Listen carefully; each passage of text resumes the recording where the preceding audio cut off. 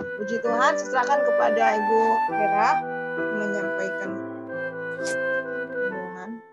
Terima kasih sudah gabung di acara ibadah usin kita, GSKI Pendatang.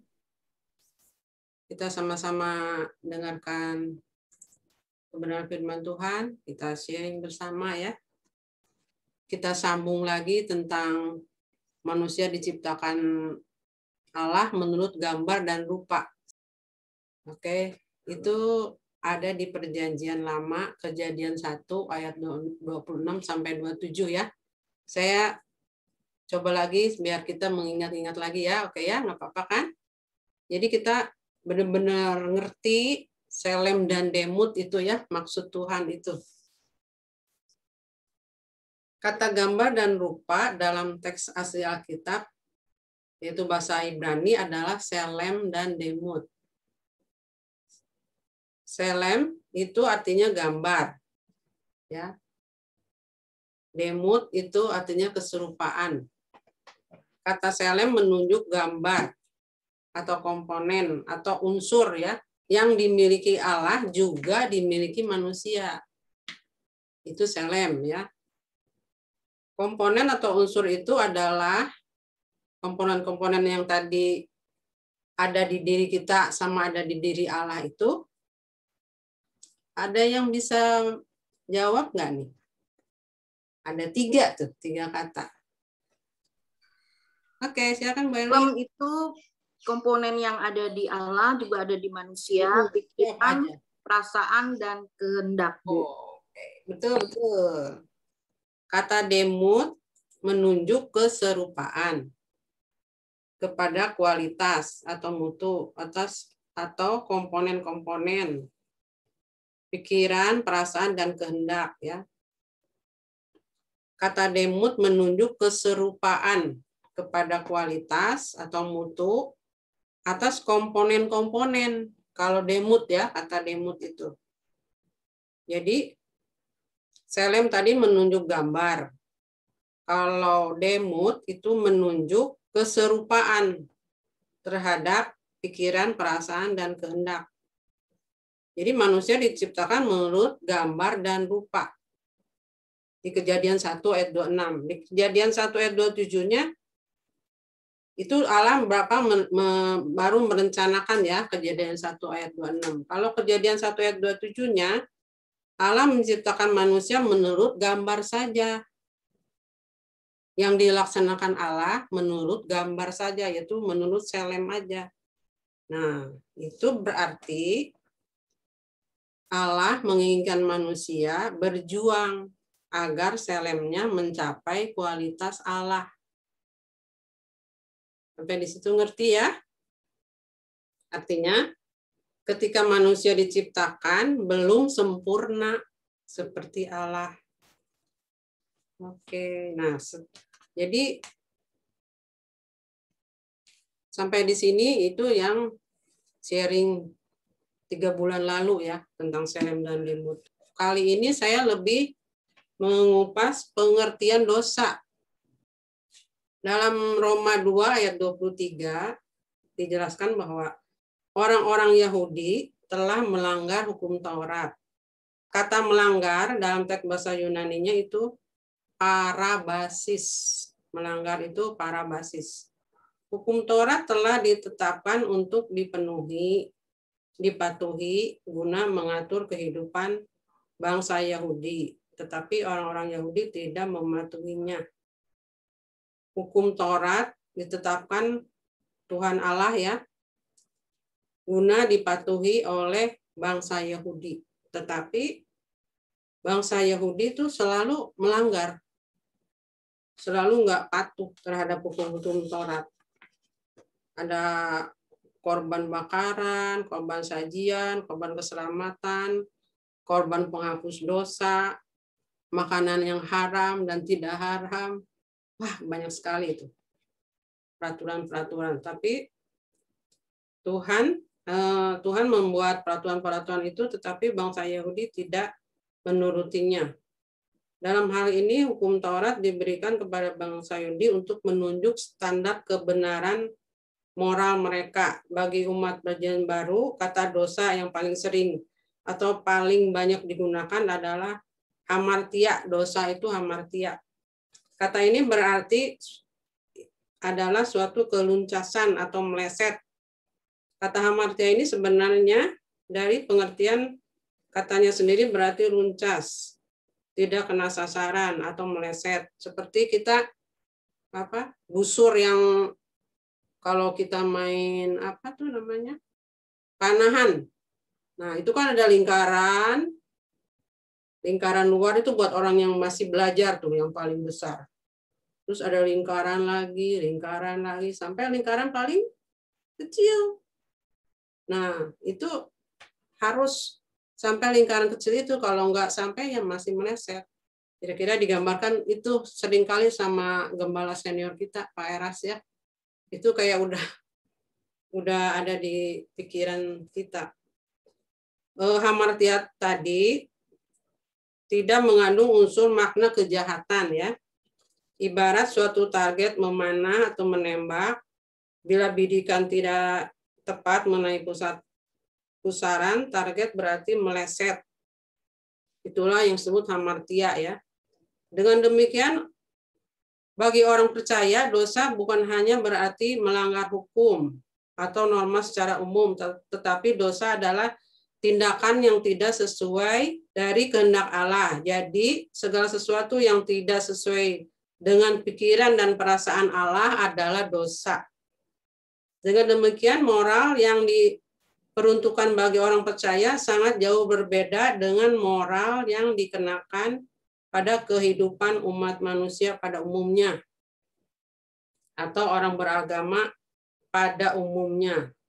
Moral atau kesucian orang percaya berdasarkan ukuran seperti Bapa ya, di dalam Matius 5 ayat 48. Setiap orang Kristen dituntut memiliki standar kesucian seperti Bapa atau sempurna, harus sempurna seperti Bapa ya. Kita anak-anak Tuhan dituntut sempurna seperti Bapa. Bisa enggak sih sempurna seperti Bapa? Dalam pengertian luncas atau hamartia bukanlah sebuah dosa yang fatal, yang benar-benar dosa besar gitu ya. Hamartia itu bukan ya.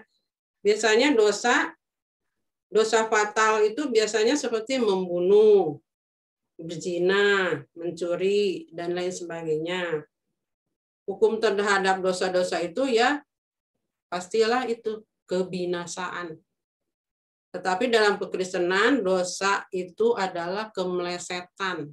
Yang tadi tuh memanah nggak sampai tepat sasaran ya. Orang yang masih meleset bukan berarti masuk neraka ya, ibu-ibu. Sini belum ada bapak-bapak yang gabung ya. Tetapi tidak dapat menjadi anak-anak Allah yang masuk ke rumah Bapa dan dimuliakan bersama dengan Tuhan Yesus. Ya. Orang yang masih meleset bukan berarti masuk neraka, tenang aja dulu ya. Namun demikian, kalau seseorang bukan saja meleset tapi juga berbuat jahat, berbuat suatu kejahatan, walaupun itu orang Kristen dan mengaku percaya kepada Tuhan, itu pasti dia akan langsung masuk neraka. Yang meleset dan berbuat jahat, dia anak Tuhan, percaya kepada Kristus, itu langsung terjun ke api kekal. Dalam hal ini, percaya berarti mengikut jejak Tuhan Yesus. Setuju ya? Orang percaya dituntut untuk hidup tidak bercacat celak. Dalam 1 Tesalonika 4 ayat 7. 1 Tesalonika 4 ayat 7. Iya. Allah memanggil kita bukan untuk melakukan apa yang cemar, melainkan apa yang kudus. Ya. Terus 1 Petrus 1 ayat 13-17. Kekudusan dan kasih persaudaraan. Sebab itu, siapkanlah akal budimu, waspada dan letakkanlah pengharapanmu seluruhnya atas kasih karunia yang dianugerahkan kepadamu pada waktu pernyataan Yesus Kristus. Hiduplah sebagai anak-anak yang taat dan jangan turutin hawa nafsu yang menguasai kamu pada waktu kebodohanmu.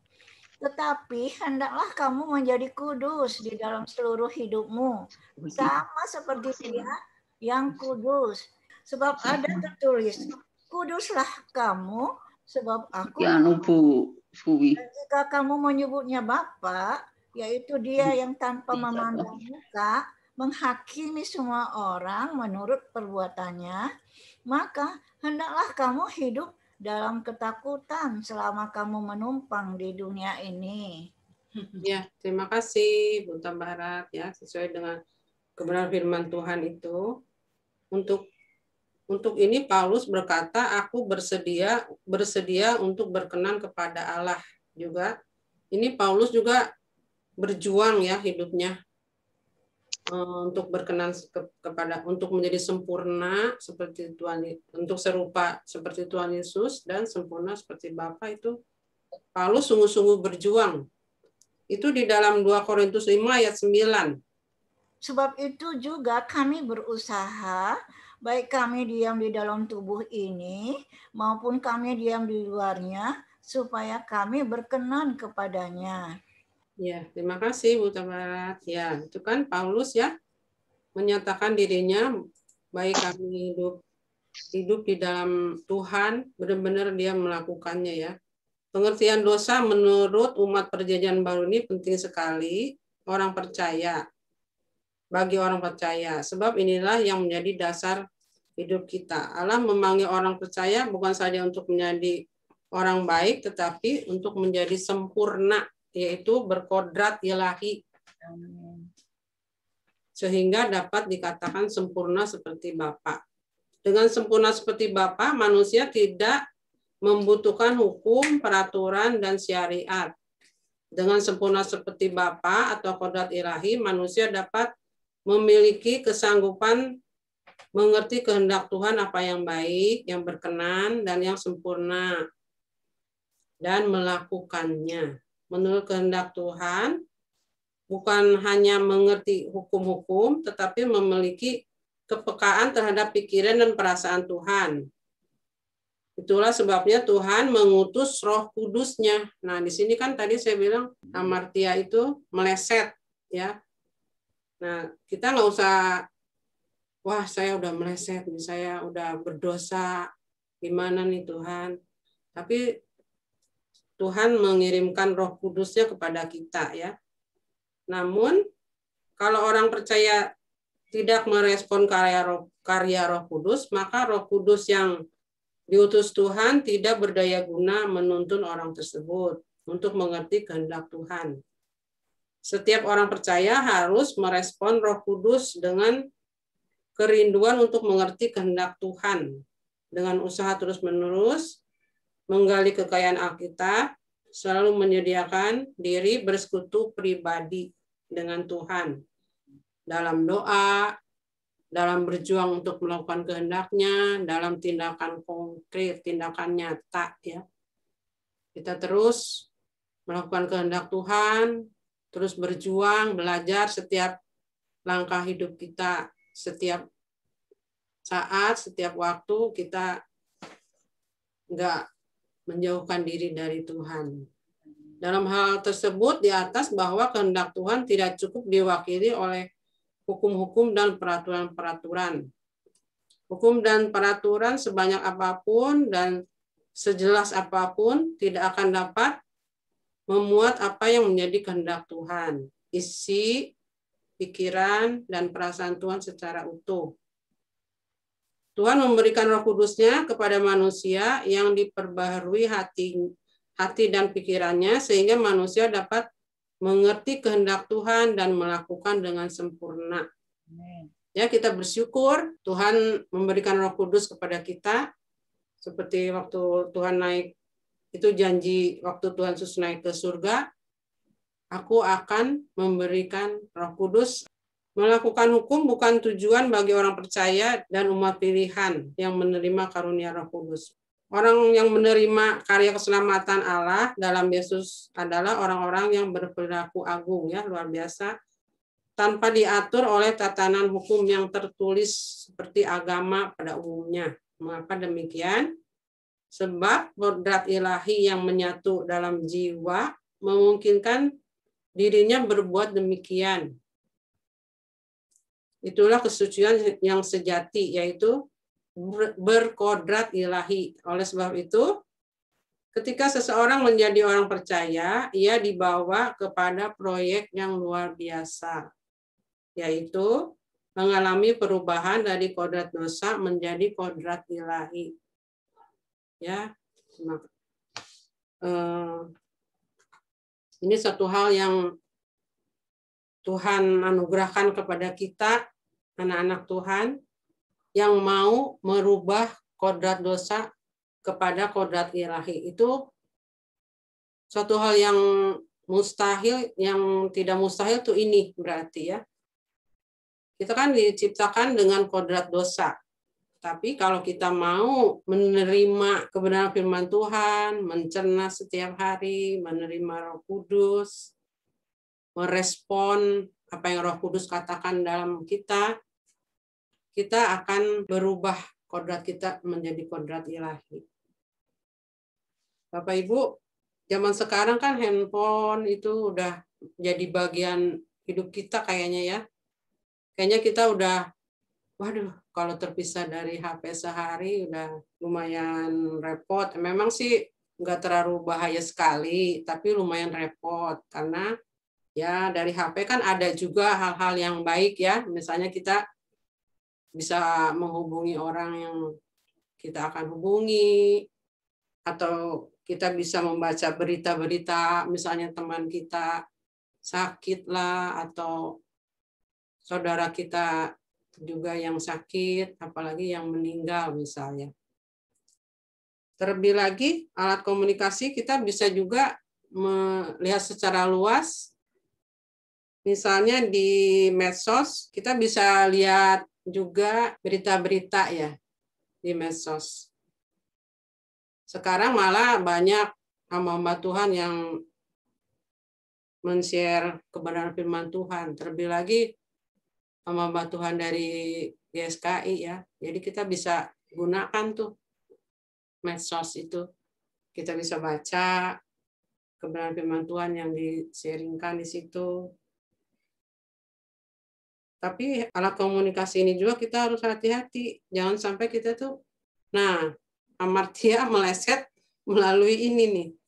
Misalnya kita pas lihat medsos, ada teman kita lah yang men-sharekan fotonya jalan-jalan ke luar negeri, honeymoon. Terus kita, aduh, kapannya kita bisa begitu? Pengen juga dong jalan-jalan kayak gitu, honeymoon. Nah, itu yang kita harus hati-hati. Itu juga bisa disebut kemelesetan kalau kita mengingini orang yang jalan-jalan. Ya, mereka nggak salah jalan-jalan karena mungkin ada uang, ya. Mungkin diberi kesempatan oleh Tuhan untuk bisa jalan-jalan. Tapi kita jangan memaksa diri. Dan ngebayangin, aduh, kalau saya coba bisa begitu. Jalan-jalan ke luar negeri. Wah, pasti saya bahagia. Mungkin itu yang salah, ya. Mungkin itu yang meleset. Juga misalnya memposting barang-barang mewah. Nah, mungkin dari diri kita lah, kita juga jangan seperti itu. Kita lihat orang-orang memposting barang-barang mewah, terus kita juga jadi, wah, kepingin. Jadi kepikiran gitu. Wah, itu salah, ya. Kita belajar terus hal-hal seperti itu. Jangan sampai kita meleset. Misalnya juga ibu-ibu, ya, yang udah nggak ada pasangan hidup, atau bapak-bapak yang udah nggak punya pasangan hidup, memikirkan atau melihat temen lah atau siapa yang masih komplit, suami istri yang hidupnya kayaknya seneng gitu. Kayaknya bahagia sama anak cucu, suami istri bahagia, bisa jalan-jalan, bisa ke sana ke sini. Kita nggak bisa ya seperti itu. Kalau kita memang udah Tuhan atur hidup kita, ya kita harus bisa terima. Walaupun ibu-ibu misalnya yang sudah sendiri, ya nikmati kesendirian itu. Tuhan pasti menjaga, menyayangi ibu atau bapak yang sudah sendiri. Dan kita jangan mengingini seperti ya orang-orang yang masih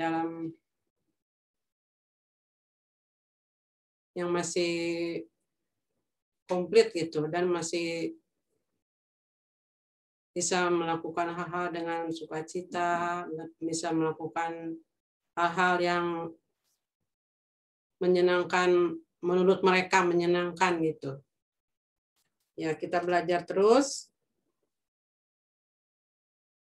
untuk menjadi seperti yang Tuhan Yesus inginkan ya. Kita tidak meleset, kita tetap fokus kepada kebenaran firman Tuhan, supaya Tuhan makin berkenan kepada kita ya. Tuhan makin mengenal siapa kita. Baik ibu-ibu, ini sharing kebenaran firman Tuhan sore hari ini. Saya kembalikan ke Saudari Magda. Iya, kita sudah mendengar lanjutan daripada sharing kita beberapa bulan lalu tentang Selem dan Demut ya. Mungkin ada ibu yang mau bertanya, atau masih asingkah ini istilah apa itu Selem Demut? Tadi udah dijelasin ya, apa itu Selem, apa itu Demut. Kira-kira ada nggak yang mau ditanyakan mengenai Selem Demut ini, atau tadi tentang amartia, dosa yang sebenarnya bukan kejahatan ya, tapi meleset gitu. Pernah nggak sih bertanya-tanya gitu, aduh jadi kalau begitu saya bagaimana dong ya? Pernah gitu. Mari silahkan, mungkin ada yang mau sharing ibu-ibu. Ya, kita sudah dengar banyak ya pembahasan hari ini. Tetap semangat buat kita semua, amin, buat ibu-ibu, bapak-bapak dalam perjuangan kita ya bersama dengan Tuhan. Ya, mungkin nanti bisa ditutup dengan doa ya untuk mengakhiri sharing kita ini. Kita ketemu lagi bulan Agustus di Sabtu ketiga. Ya, nanti bisa ditutup doa oleh Ibu Rosita ya. Silahkan Bu. Ya, Bu Rosita aja. Ya. Ayo mari kita bersatu di dalam doa. Kembali kami datang menghampiri Engkau Bapa di tempat kudus-Mu. Bapa yang kami sapa, kami sembah dalam nama Tuhan Yesus Kristus. Sungguh kami bersyukur Tuhan, hadir-Mu di dalam kehidupan kami, di dalam persekutuan kami lewat Zoom pada siang hari ini Bapa. Oleh Roh Kudus-Mu yang menaungi kami, sehingga setiap pembicaraan kami Bapa, apa yang Tuhan kehendaki untuk kami lakukan Bapa, itulah yang kami dengar pada siang hari ini. Dan Roh Kudus-Mu yang memampukan kami Tuhan untuk hidup di dalam kebenaran-Mu, agar kami tidak meleset di dalam jalan kehidupan ini ya Bapa, sehingga lewat setiap didikan yang Tuhan perhadapkan kepada kami, menghajar kami Tuhan, kami sungguh-sungguh mengerti bahwa Tuhan mengendaki kami untuk mengambil bagian di dalam kekudusan-Mu Tuhan, sehingga kami semakin hari sungguh-sungguh sempurna seperti Bapa, sebagaimana yang Tuhan kehendaki di dalam nama Tuhan Yesus Kristus. Tuhan Yesus berkati kami semuanya ya Bapa, di dalam keluarga dan rumah tangga kami Bapa. Biarlah kami semakin hari semakin mengasihi Engkau Tuhan lewat persekutuan yang indah bersama Engkau, pujian penyembahan kami Tuhan, doa dan membaca firman Tuhan setiap hari Tuhan. Sungguh-sungguh kami mau hidup taat kepada-Mu Bapa, melakukannya ya Bapa dengan pimpinan Roh Kudus-Mu. Karena firman Tuhanlah yang menyegarkan kami, menguatkan kami, meneguhkan kami, menolong kami untuk melewati segala persoalan dalam hidup kami, supaya kami sungguh-sungguh menang dan kami sungguh-sungguh memperoleh bagian di dalam kekudusan sebagaimana yang Tuhan kehendaki dalam kehidupan kami. Terima kasih Tuhan Yesus. Kami percaya Tuhan bahwa Tuhan memberkati kesehatan kami semuanya ya Bapa.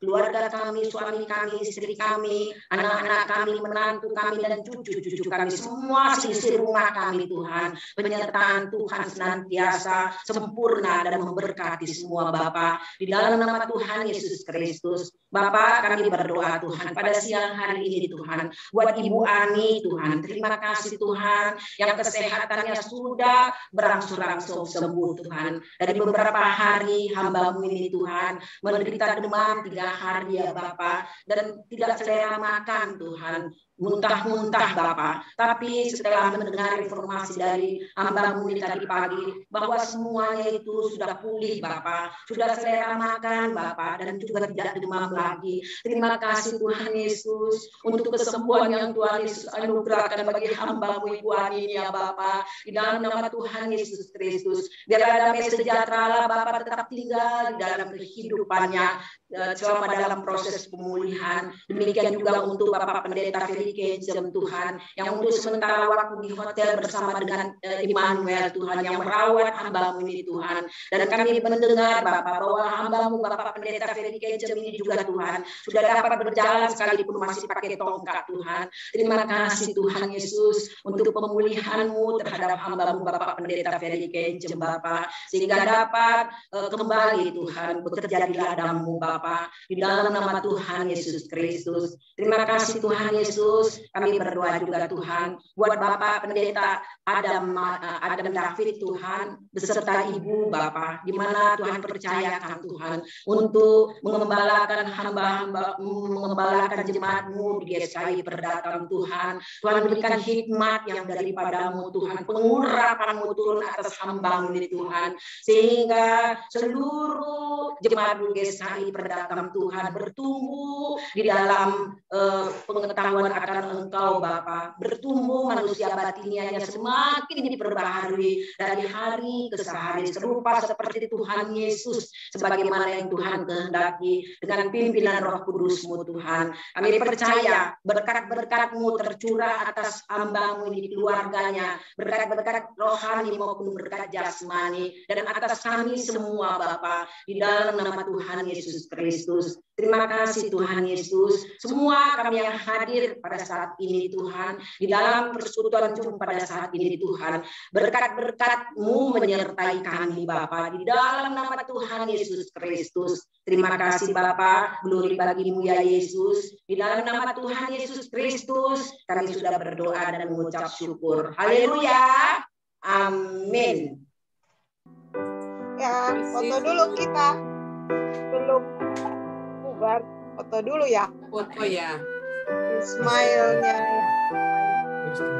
1, 2, 3. Kali lagi.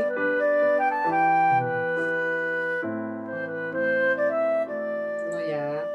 1. Yang belum, ini masih connecting dari tadi ya Bu Rahel. 1, 2, 3.